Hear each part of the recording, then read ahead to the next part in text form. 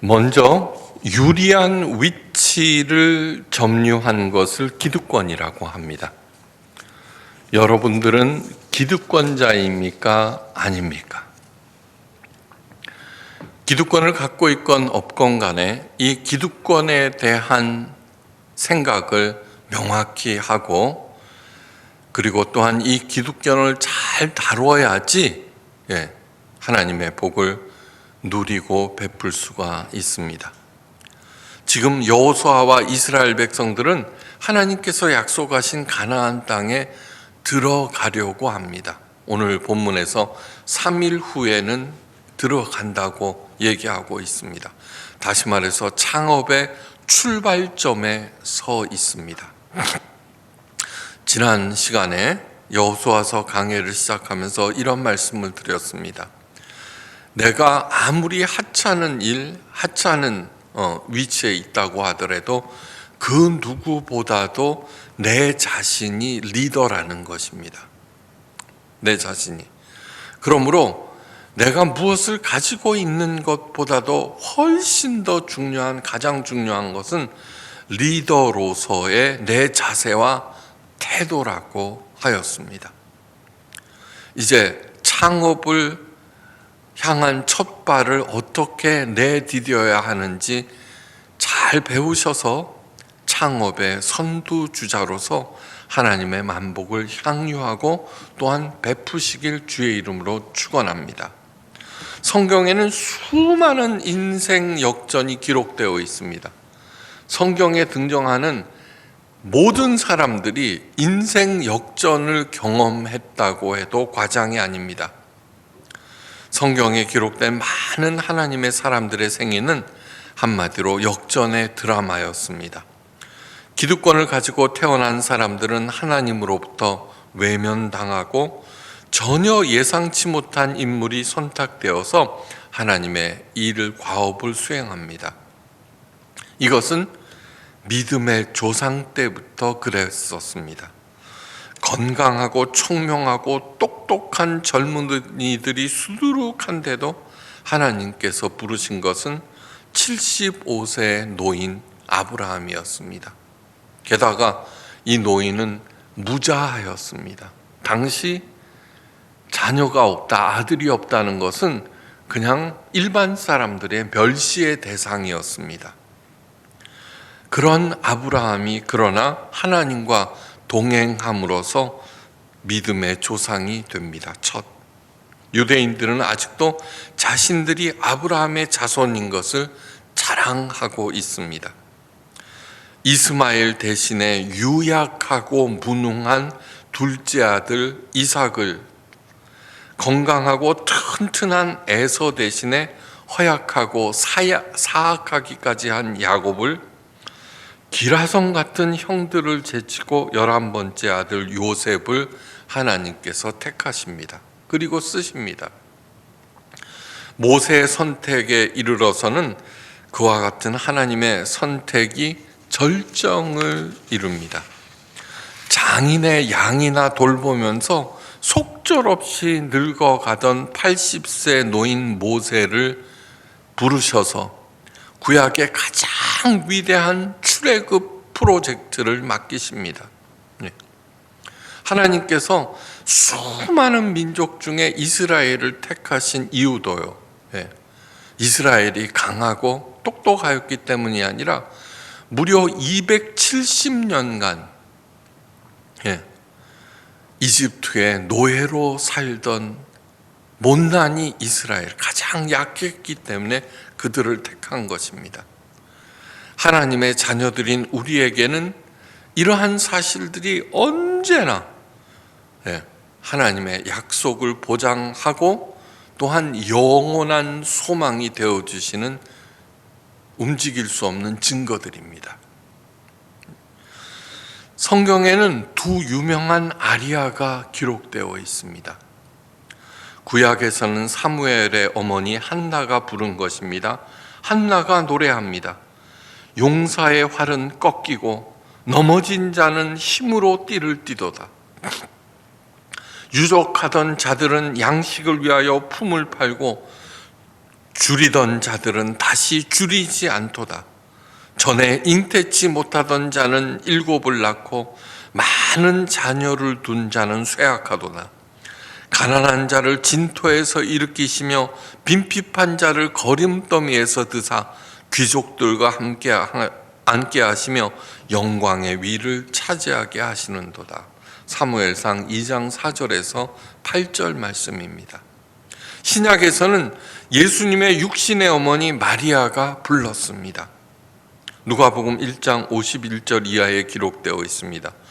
그의 팔로 힘을 보이사 마음의 생각이 교만한 자들을 흩으셨고 권세 있는 자를 그 위에서 내리치셨으며 비천한 자를 높이셨고 줄이는 자를 좋은 것으로 배불리셨으며 부자를 공수로 빈손으로 보내셨도다.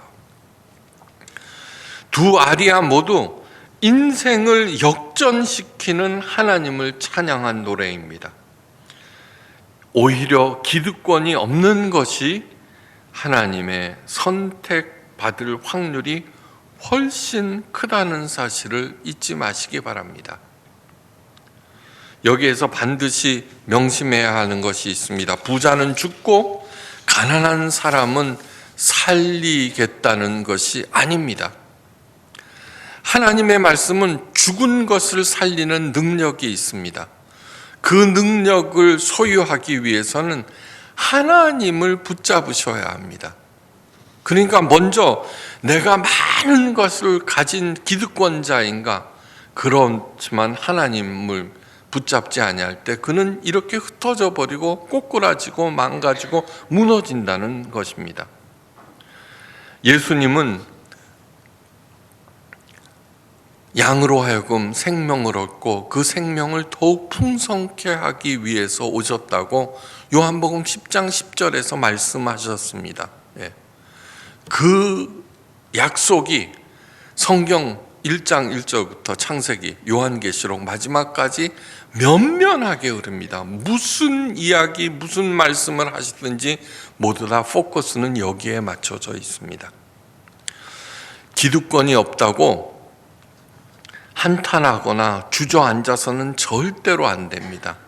여러분, 절대 권력은 반드시 부패한다는 말을 들어보셨을 것입니다. 절대 권력만 부패하는 것이 아닙니다. 나약함도 부패합니다. 나약함. 맨날 짓밟히면서 사는 이 나약한 존재들도 부패한다는 얘기입니다. 그 부패는 무엇이냐 하면은 옹졸함, 비겁함, 망설임, 의심, 협잡 이런 것들입니다. 내가 나약한 존재라고 생각하고 나는 하나님께서 언제나 일으키시겠다. 아니요. 그냥 주저앉아 있으면은 나약한 사람도 부패해버리고 첨부하자면은 마침내 지옥의 나락에 빠져버립니다.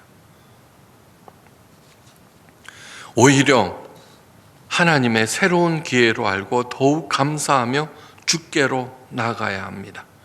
또한 기득권을 가졌다고 교만해지는 것은 더더욱 절대로 안 됩니다.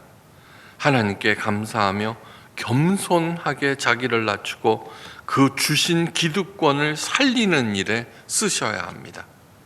한나와 마리아의 노래가 우리 자신들의 노래가 되기를 간절히 바랍니다. 하나님의 말씀을 굳게 잡을 때, 하나님의 손을 굳게 잡을 때 그것이 우리의 노래가 되고 나의 삶의 전체 여정을 통하여 힘차게 울려 퍼지고 마침내 하나님께서 이루어 주십니다. 오늘 본문 말씀은 기득권을 어떻게 잘 관리하며 유지 발전시킬 수 있는가를 잘 가르쳐 줍니다. 동시에 어떻게 잃은 것을 다시 회복하고 재기할 수 있는지를 가르쳐 줍니다. 오늘 본문에 등장하는 르우벤 지파와 갓 지파와 므낫세 반 지파는 이미 기득권을 가진 사람들입니다. 떠돌이로 살던 이스라엘 백성들, 그런데 땅을 차지하였습니다. 나머지 지파들은 아직도 떠돌아다녀야 하는데, 여기서 므낫세 반 지파라고 하는데 반은 절반을 뜻합니다. 이들은 요단강을 건너기 전에 이미 땅을 차지한 지파들입니다. 하나님께서는 요단강을 건너 젖과 꿀이 흐르는 가나안 땅을 약속하셨습니다. 그러나 이스라엘 백성들은 아직 준비가 되어 있질 못했습니다. 그 준비는 무엇이에요? 하나님의 약속, 하나님의 말씀을 믿지 아니하였다는 것입니다. 네. 그래서 조금만 어려움이 생기면은 애굽으로 돌아가 종살이 하는 것이 훨씬 더 낫다고 불평하였습니다. 그래서 하나님께서는 광야에서 40년 동안 혹독한 훈련을 시켜서 그러한 부정적인 생각을 쏙 뽑아버렸습니다. 예.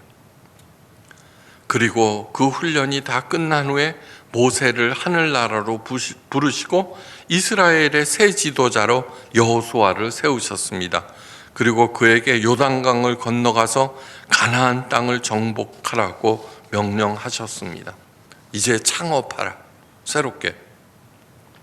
그런데 이 세 지파는 아직 가나안 땅에 들어가지도 않았는데 현재 요단강을 건너기 위해 이스라엘 백성들이 모여 있는 지역의 땅을 나누어 가졌다는 것입니다. 왜 이렇게 되었을까? 그 과정이 민수기 32장에 자세히 기록되어 있습니다. 40년간의 광야 생활을 마치고 열심히 진군하고 있는데 야셀 땅과 길르앗 땅에 당도하였습니다. 그런데 그 지역이 풍요로운 지역이라 가축을 키우며 살기에 아주 적합하였습니다. 그래서 이 세 지파가 모세에게 간청합니다.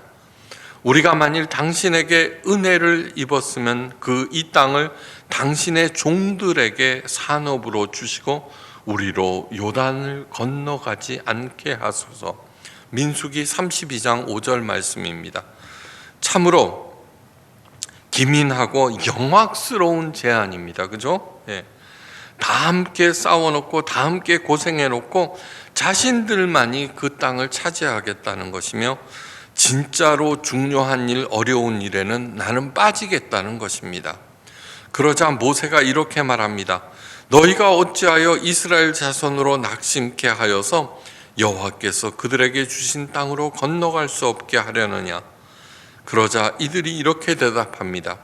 우리 유아들로 견고한 성읍에 거하게 한 후에 우리는 무장하고 이스라엘 자손을 그곳으로 인도하기까지 그들의 앞에 행하고 이스라엘 자손이 각기 기업을 얻기까지 우리는 집으로 돌아가지 아니하겠나이다. 예. 민수기 32장 17, 18절 말씀입니다. 모세는 그들의 약속을 받아들이고 그래서 그 땅을 두 지파 반에게 나누어 준 것입니다.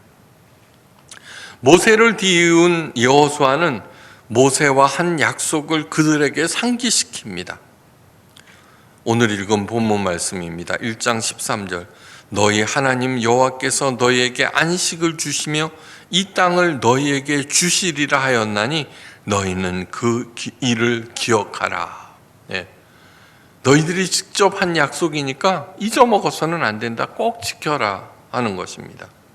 이 말씀에서 주목해야 하는 것이 있는데 그것은 하나님께서 안식과 땅을 동시에 주셨다는 말씀입니다. 중요한 말씀입니다. 많은 사람들이 땅은 있으나 안식이 없을 수 있습니다. 네. 대부분의 사람들은 땅이 없으므로 나는 안식이 없다고 생각하는데 이 둘 다 틀린 말입니다. 틀린 말입니다. 그 이유가 무엇이냐 하면은 이 모든 것들이 하나님으로부터 왔음을 인정하지 않기 때문입니다. 기득권자가 갑질을 하는 이유, 절대 권력은 절대로 부패하는 이유, 그것은 자기가 해서 얻은 것이라는 자기의식이 강하기 때문입니다. 이것이 가장 근본 원인입니다. 모든 불안과 공포, 그 다음에 그 두려움의 원인은 이것입니다. 모든 것이 하나님으로부터 왔음을 믿을 때에는 어떤 상황에서도 두려워하지 않습니다. 나에게 없는 것을 한탄할 때 원망이 있고 불평이 있습니다. 동시에 안식은 자동적으로 사라져 버립니다.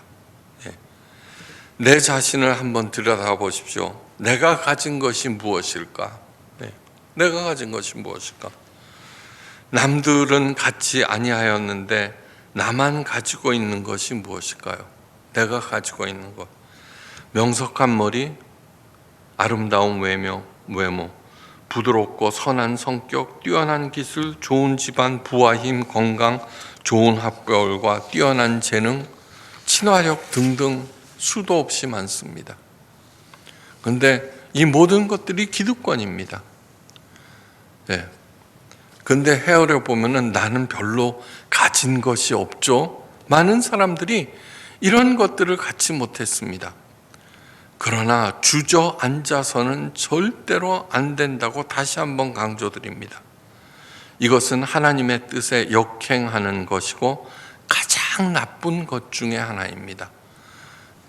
저는 제가 가지고 있는 것들은 내가 죽으면 누구의 것이죠? 우리 자녀들, 우리 배우자의 것입니다. 그런데 우리가 누구죠? 하나님의 자녀들입니다. 로마서에서 이렇게 말씀합니다. 성령께서 친히 우리가 하나님의 자녀인 것을 증거하시나니, 내가 주장하는 것이 아닙니다. 성령 하나님께서 너희들은 하나님의 자녀들이다. 비록 아무것도 가진 아름답거나 뛰어난 능력, 좋은 집안, 재산 이런 것들이 없더라도 얼마든지 하나님의 은혜를 향유하고 나눠줄 수 있습니다. 빌리라는 지체장애자 학생이 한 크리스찬 캠프에 참석하였습니다. 그 캠프에 참석한 학생들이 수양의 기간 내내 그 바보 빌리를 흉내내며 놀렸습니다. 그러나 빌리는 그 모든 것들을 웃음으로 견뎠습니다. 웃음으로 반응하였습니다. 학생들의 놀림이 극에 달한 것은 빌리를 수련의 발표자로 지명했을 때입니다.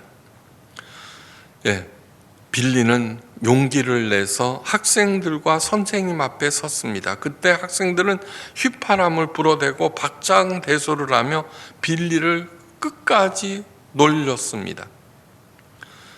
그런데 빌리는 어눌한 몸짓과 말로 떠듬떠듬거리면서 최선을 다하여 한마디 한마디 말을 이어갔습니다. 저는 예수님을 사랑합니다. 예수님도 저를 사랑하십니다. 저는 여러분을 사랑합니다. 여러분도 예수님을 사랑하세요. 자기를 사랑하라는 것이 아닙니다. 그 말에 장내는 쥐죽은 듯이 조용해지고 숙연해졌습니다. 얼마나 흘렀을까? 흐느끼는 소리가 여기저기서 들리기 시작했습니다. 그 캠프를 주도했던 목사님은 훗날 많은 목사님과 선교사들로부터 이런 얘기를 들었다고 합니다. 그때 빌리라는 학생으로 인하여 예수님을 만났고 인생의 중요한 전환점이 되었습니다. 그동안 캠프 기획자들은 학생들의 관심을 끌기 위해서 연예인이나 운동선수를 동원하였지만 아무런 성과를 거두지 못했습니다. 그냥 와와하다가 끝났습니다. 그러나 하나님은 빌리라는 아무런 기득권도 갖지 못했던 빌리라는 오로지 예수님을 사랑하는 지체장애자를 통해서 수많은 사람들을 변화시켰습니다. 무엇이 부족합니까, 여러분? 하나님께 내 모든 것 내어놓을 때 하나님께서는 기쁘게 받으셔서 그것을 하나님께서 친히 사용하시고 하나님의 영광을 드러내십니다. 두 번째 중요한 것은 14절 말씀입니다. 너희 처자와 가축은 모세가 너희에게 준 요단 이편 땅에 머무르려니와 너희 용사들은 무장하고 너희의 형제보다 앞서 건너가서 그들을 돕고 여호와께서 너희로 안식하게 하신 것 같이 너희 형제도 안식하게 하라. 이 말씀에서 마음에 새겨야 하는 두 가지, 앞서 가라. 네. 나는 아무것도 가진 것도 없어. 아니요, 말씀드렸습니다. 우리들은 하나님의 자녀이고 하나님의 맏아들이고 하나님의 배우자입니다. 그러면 앞서 가셔야 합니다. 네. 그리고 두 번째, 그들을 도우라는 것입니다. 하나님으로부터 많은 것을 받은 사람들은 다른 사람들보다 앞서 가야 합니다. 그리고 그 주신 것들을 사용하여서 다른 사람들을 도와 그들을 하나님의 안식으로 인도해야 합니다. 예수님은 하나님의 모든 특권과 능력을 소유하신 분, 그런 예수님은 언제나 앞서 가셨습니다. 우리들을 이끌고 영원한 하늘나라로, 영원한 안식으로, 풍성한 은혜로 인도하고 계십니다. 지금도. 또한 그 모든 능력과 특권을 가진 다른 사람들의 능력을, 다른 사람들의 안식을 위하여 기꺼이 자신의 목숨까지도 내어 놓으셨습니다. 성경은 우리를 작은 그리스도라고 부르고 있습니다. 자격이 있습니까? 예. 예수님의 뒤를 쫓는다는 것을 상투적으로 생각하셔서는 절대로 안 됩니다. 절대로. 내 믿음을 현실화시키고 구체화시켜야 됩니다. 생생한 것으로 만드셔야 됩니다. 그리하면 어떤 상황에서도 창업을 할 수 있고 그 창업을 통하여서 하나님의 영광을 드러낼 수 있습니다.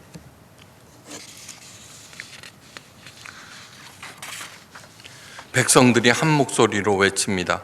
당신이 우리에게 명하신 것을 우리가 다 행할 것이요 당신이 우리를 보내시는 곳에는 우리가 가리이다.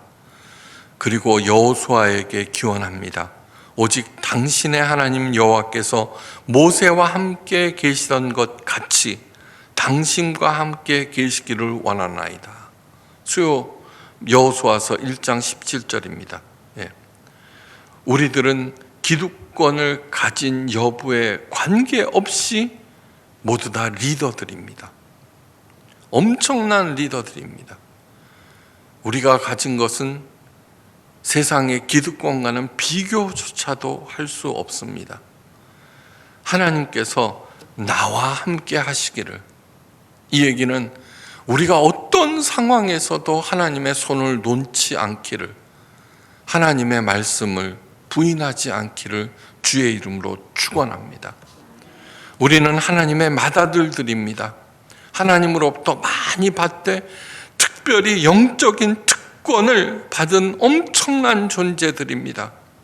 이제 모든 이들의 앞장서서 하나님 나라를 향하여 전진하기로 합시다.